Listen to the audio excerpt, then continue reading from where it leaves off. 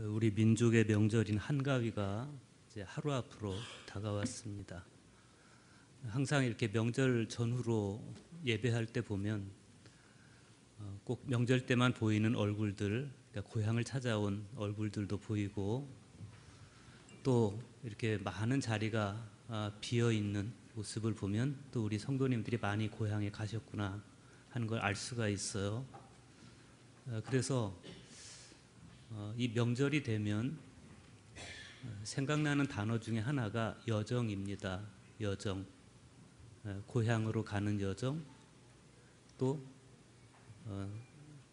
추석 연휴를 마치고 다시 직장으로 가는 여정, 이 여정을 어떻게 갈 것인지, 이 여정들이 모아지고 모아져서 우리 전체 인생 여정으로 확대되는 것 같습니다.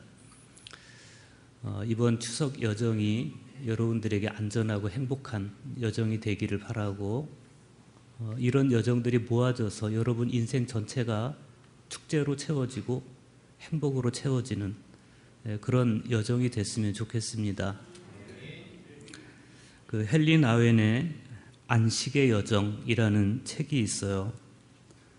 헨리 나웬은 1996년 9월 21일 세상을 떠났는데, 안식의 여정이라는 책에는 헨리 나웬이 죽기 전에 마지막으로 쓴 일기가 담겨 있습니다.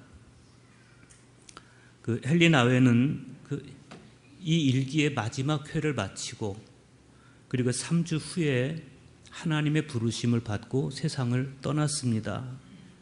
그러니까 어찌 보면 이 안식의 여정에 나타난 이 헨리 나웬의 일기는 그의 유언과도 같은 것이고, 그가 살아온 인생길의 결론과도 같은 것입니다. 1995년 9월 2일 안식년 첫날 이 헨리 나웬의 일기는 샤를르 드 푸코의 기도시로 시작을 합니다. 아버지의 손에 저를 드립니다. 아버지의 뜻대로 제게 행하시옵소서. 어떻게 하시든 저는 감사합니다. 모든 것을 수용할 각오가 되어 있습니다.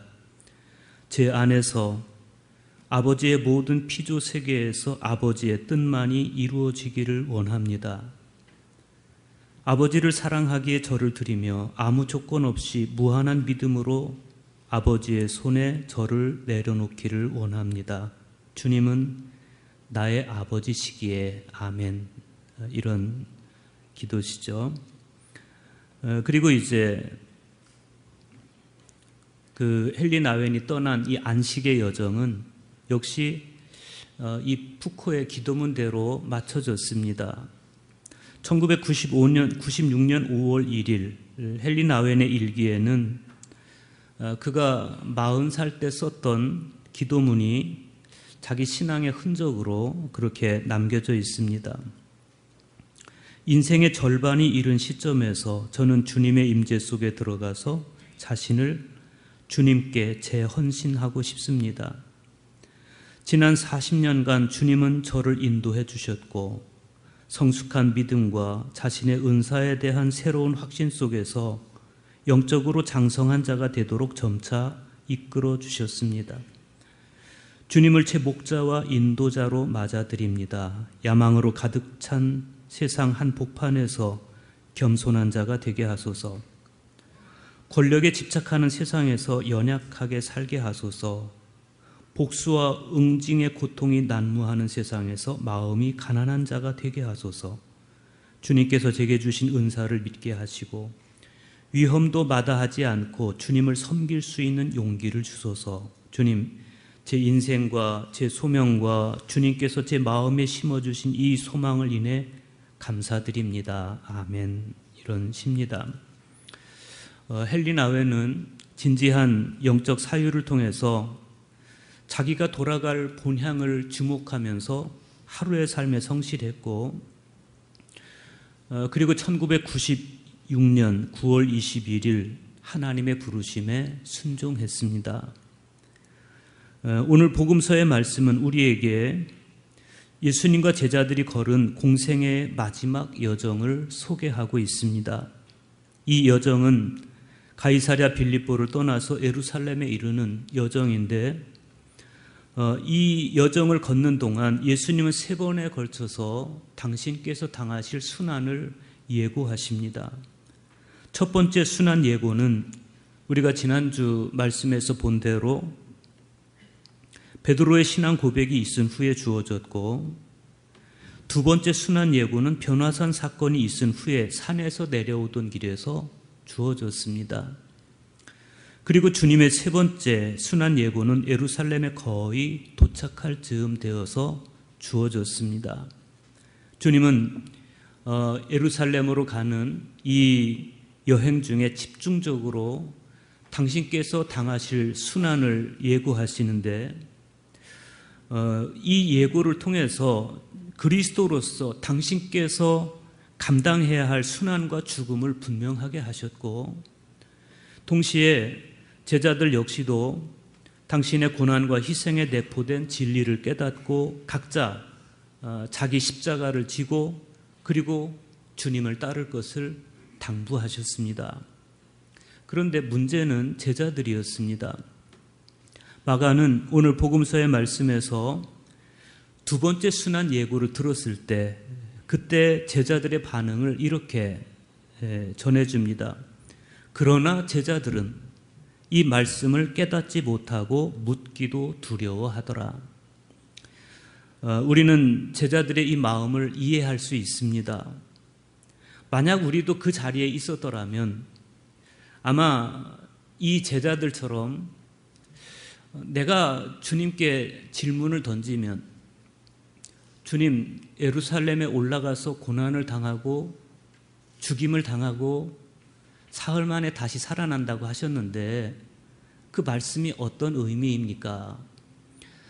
이렇게 물으면 그 다음에 돌아올 주님의 대답이 아주 절망적이고 또 비관적이면 어떻게 하나. 그래서 우리도 제자들처럼 묻기를 두려워하고 아마 그냥 침묵하고 있을지도 모르겠어요. 그런 가운데 이 침묵 속에서 주님과 제자들은 가버나움에 있는 한 집으로 들어가십니다. 그런데 예수님께서 그 집에 들어가시자마자 제자들을 돌아보시면서 한 가지 질문을 던지세요. 너희가 길에서 서로 토론한 것이 무엇이냐? 제자들은 깜짝 놀랐을 것 같아요. 그들이 길에서 토론한 게 뭐였습니까? 우리 중에 누가 더 큰 자냐? 우리 중에 누가 더 높은 자리에 올라갈 수 있느냐? 이 문제를 가지고 토론했었어요. 그래서 너희가 길에서 서로 토론하는 것이 무엇이냐? 이렇게 주님께서 물으실 때 제자들은 아무 말도 하지 못하고 맙니다. 어떻게 대답을 할 수가 있겠어요? 우리는 이런 제자들의 모습을 보면서 새삼 하나님의 길과 사람의 길이 참 다르다. 주님의 여정과 그 주님과 함께 걷던 제자들의 여정이 참 다르다 하는 생각을 하게 됩니다. 예수님은 당신을 낮추시고 스스로 당신을 버리고 스스로 당신을 낮추시는데 제자들은 우리 중에 누가 더 큰 자냐 그러면서 정말 걸레조각 같은 그런 명예에 목숨을 매는 그런 모습을 보여줍니다. 예수님은 이미 2차례나 당신께서 예루살렘에 가시는 것이 영광을 위해 가는 것이 아니라 순환을 당하러 가는 것이다. 이렇게 말씀하셨습니다. 그런데 제자들은 주님의 그 말씀을 받아들이지 않습니다. 이해하지 못해서 받아들이지 않는 것이 아니고 받아들일 수 없어서 못 받아들이는 겁니다. 한번 마음이 명예의 정조준 되고 나니까 주님의 말씀이 귀에 들어오지를 않습니다. 마치 부모의 장례를 치르기도 전에 재산 다툼을 하는 철부지 형제들처럼 35절에서 주님은 그들을 타이르십니다. 누구든지 첫째가 되고자 하면 무사람의 끝이 되며 무사람을 섬기는 자가 되어야 하리라. 이 말씀은 예수님 가르침의 핵심입니다. 그리고 주님의 말씀, 주님의 삶은 바로 이 말씀의 성육신이다. 이렇게 봐도 되겠어요. 여러분 어떻습니까? 누구든지 첫째가 되고자 하면 무사람의 끝이 되며 무사람을 섬기는 자가 되어야 하리라. 여러분은 이 말씀에 진정으로 공감하십니까?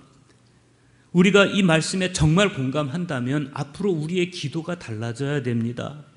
하나님, 저와 제 자녀가 섬김을 받는 사람이 되기보다는 섬기는 사람이 되게 해주십시오. 섬김을 받는 위치에 서기 위해 노력하기보다는 섬기는 자리를 소중하게 여기게 해주십시오.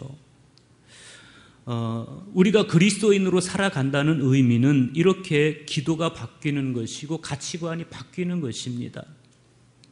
그래야만 너희가 길에서 서로 토론한 것이 무엇이냐고 예수님께서 우리에게 묻고 우리 자녀들에게 물으실 때 우리는 오늘 본문에 나오는 제자들처럼 수치와 후회 속에서 침묵하지 않을 수 있습니다. 주님께서는 지금 십자가의 길을 가시는데 제자들은 서열 문제를 가지고 다투고 있습니다. 이 얼마나 초라하고 못난 제자들입니까? 첫째가 되고자 하면 무사람의 끝이 되며 무사람을 섬기는 자가 되어야 하리라.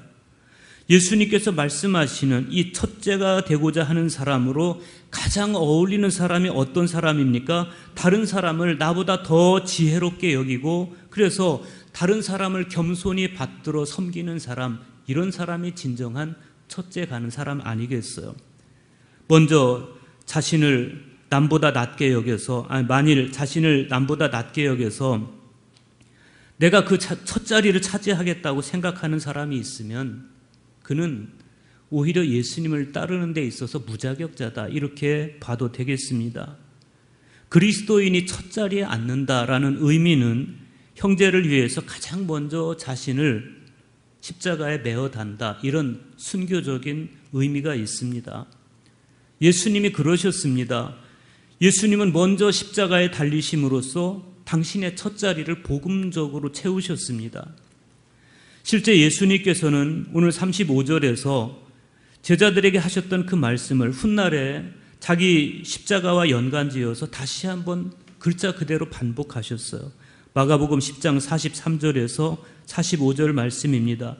너희 중에 누구든지 크고자 하는 자는 너희를 섬기는 자가 되고 너희 중에 누구든지 으뜸이 되고자 하는 자는 모든 사람의 종이 되어야 하리라. 인자가 온 것은 섬김을 받으려 함이 아니라 도리어 섬기려 하고 자기 목숨을 많은 사람의 대속물로 주려 함이니라.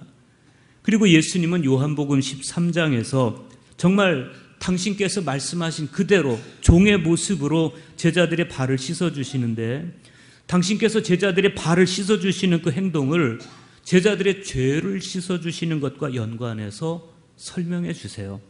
그러니까 겸손이라고 하는 것은 어떤 인격적 열매가 아니라 복음적 결실이라는 걸 알 수가 있습니다.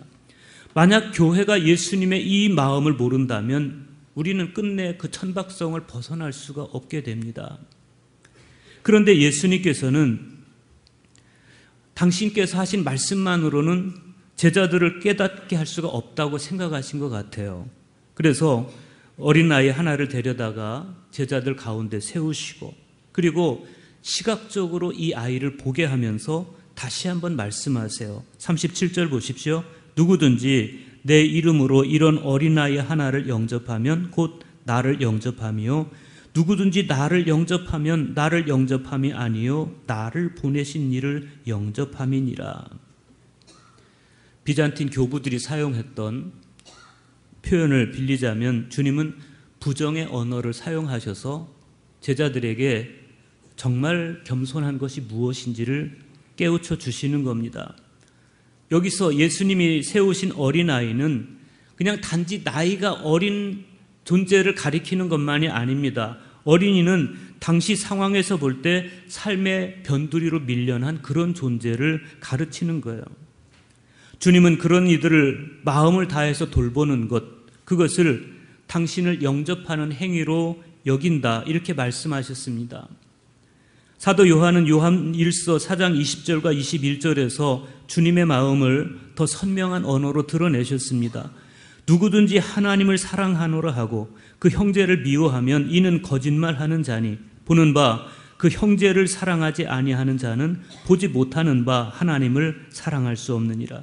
우리가 이 계명을 주께 받았나니 하나님을 사랑하는 자는 또한 그 형제를 사랑할지니라. 이 마음, 주님과 같은 마음이 있어야만 우리는 그리스도의 벗이 될 수가 있습니다. 그래서 우리 이제 자녀들을 위한 우리의 기도가 이렇게 바뀌었으면 좋겠어요. 머리가 되게 해주십시오. 이렇게 기도하기보다는 어떤 위치에 있든지 소명감으로 자기 자리를 지키고 나보다 약한 형제를 배려하는 진정한 그리스도인이 되게 해주십시오. 오늘 서신서의 말씀에 보면 사도 야고보가 우리에게 이렇게 묻습니다. 야고보서 3장 1절 13절의 말씀입니다. 너희 중에 지혜와 총명이 있는 자가 누구냐? 너희 중에 지혜와 총명이 있는 자가 누구냐? 이 말씀 앞에 잠시 머물러 있었으면 좋겠습니다. 우리 중에 지혜가 있는 사람이 누구이겠습니까? 우리 중에 총명이 있는 사람이 누구이겠습니까? 주님은 눈이 있어도 보지 못하고 귀가 있어도 듣지 못하는 세태를 보면서 탄식하셨는데 우리는 과연 시선을 어디에 두고 살고 있는 것이며 귀를 어디에 열고 살고 있는 것일까? 대학에 보면 이런 말이 나옵니다. 대학 지도는 제명명덕하며 제친민하며 제지어지선이니라. 큰 배움의 길은 하늘이 내린 맑은 마음을 이지러짐 없이 그대로 드러내는 것이고 그 마음으로 사람들을 가까이 하여 그들을 좋은 사람이 되도록 감화시키는 것이고 지극히 선한 자리에 머무르는 것이다. 그런 뜻입니다.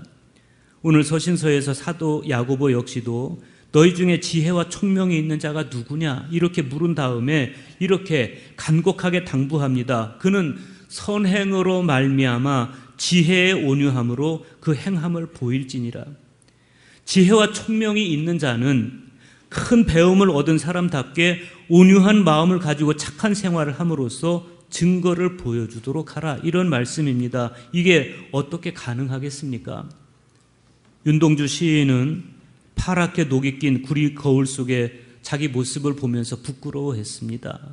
그러면서 밤이면 밤마다 나의 거울을 손바닥으로 발바닥으로 닦아보자 이렇게 다짐합니다. 손바닥으로 발바닥으로 닦지 않으면 견딜 수 없는 절박함, 이게 이 시인을 깨어있게 만든 겁니다. 오늘 우리는 어떻습니까? 욕심껏 사는데 욕심껏 살면서도 불편하지 않습니다. 이게 타락이 아니고 뭐겠습니까? 욕심껏 살면서도 불편하지 않은 이게 낭패가 아니면 뭐겠어요? 자기를 지나치게 과신해서 자기 지혜와 의지로 해결을 하려고 하면 반드시 낭패를 보게 되어 있습니다. 낭과 패는 이리과의 짐승인데 꼬리가 길어서 들판을 내달리다가 자기 꼬랑지를 밟고 넘어진다고 그래요. 낭패란 그런 것입니다. 자기 지혜와 자기 힘을 의지해서 높아지려다가 자기 꼬리를 밟고 넘어지는 것이 낭패입니다. 사도 야고보에 따르면 사람의 마음속에 있는 것은 독한 시기와 다툼이고 진리를 거슬러 거짓말하는 것이다. 그렇게 말합니다. 그러한 지혜는 위로부터 내려온 것이 아니고 땅 위의 것이고 정욕의 것이고 귀신의 것입니다. 이렇게 땅 위의 지혜, 정욕적이며 귀신의 것인 지혜로 살다가 넘어지는 것, 그것이 낭패라는 거예요. 그래서 우리는 그런 지혜, 땅의 지혜가 아닌 위로부터 난 지혜, 하나님께로부터 온 지혜를 얻어서 그 지혜로 살아야 됩니다. 예수님께서 그 지혜를 보여주셨습니다. 이제 내가 예루살렘에 올라가면 나는 거기서 고난을 당하고 죽임을 당할 것이지만 사흘 만에 다시 살아날 것이다. 이게 하나님께서 예수 그리스도를 통해서 보이신 지혜였습니다. 주님께서 그 지혜를 말씀하시는데 제자들은 아무 말도 안 하고 묻기도 두려워하더라. 이게 무슨 말입니까? 주님께서 위로부터 난 지혜, 하늘의 지혜를 제자들에게 보여주시는데 제자들은 받아들일 수가 없었다. 이런 이야기입니다. 위로부터 난 지혜, 이것을 사도 야고보는 이렇게 말씀합니다. 오직 위로부터 난 지혜는 첫째, 성결하고 다음에 화평하고 관용하고 양순하며 긍휼과 선한 열매가 가득하고 편견과 거짓이 없나니. 저는 야고보 사도의 이 말씀에 공감합니다. 땅 위의 지혜로는 죽었다 깨어나도 우리는 새 존재가 될 수 없습니다. 아무리 높은 위치에 올라도 우리는 땅의 사람일 뿐입니다. 위로부터 난 지혜, 하나님께서 예수 그리스도를 통해서 보이신 그 지혜가 아니고는 우리는 안 되는 것입니다. 그래서 새로운 존재로 거듭나는 것을 가리켜 위로부터 난다, 이렇게 말씀합니다.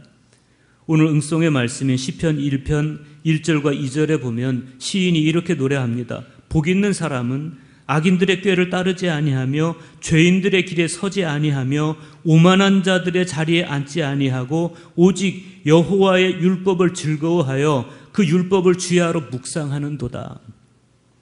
시인의 고백에 의하면 복 있는 사람은 악인들의 꾀를 따르지 않는다, 죄인들의 길에 서지 않는다, 오만한 자들의 자리에 앉지 않는다. 이게 무슨 뜻입니까? 복 있는 사람은 땅의 지혜로 사는 사람이 아니라는 겁니다. 그러면 복 있는 사람은 어떤 사람입니까? 오직 여호와의 율법을 즐거워하여 그의 율법을 주야로 묵상하는 사람. 다시 말하면 복 있는 사람은 위로부터 난 지혜로 살아가는 사람, 그런 뜻이겠습니다.